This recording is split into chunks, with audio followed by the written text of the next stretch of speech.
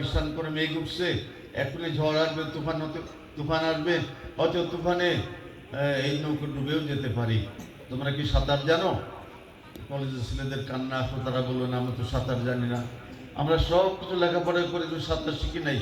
তখন মাঝে বলো দেখো তোমরা সব কিছু শিখেছো, শুধু সাঁতার না জানার কারণে আজকে তোমাদের সলিল সমাধি হবে। আর আমি কিছুই জানি না, শুধু একটা সাঁতার জানি, শুধু সাঁতার জানি। আমি সাঁতার দিয়ে আমি তীরে উঠতে পারবো, আমার জীবন বেঁচে যাবে।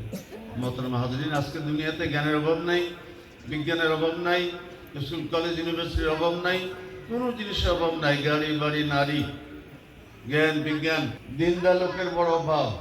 দিনই জ্ঞান অর্জন করার জন্য ছেলে মেয়েকে দিনই মাদ্রাসা দেওয়ার লোকের বড় অভাব।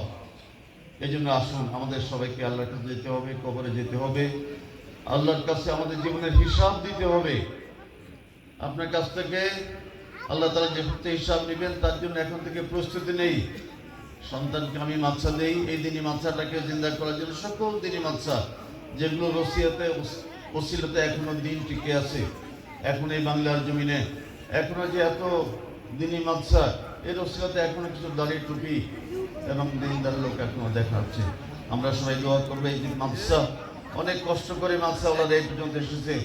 আমি এর আগেও দু একবার আসছি, তখন দেখছিলাম একদম নতুন নতুন অবস্থা।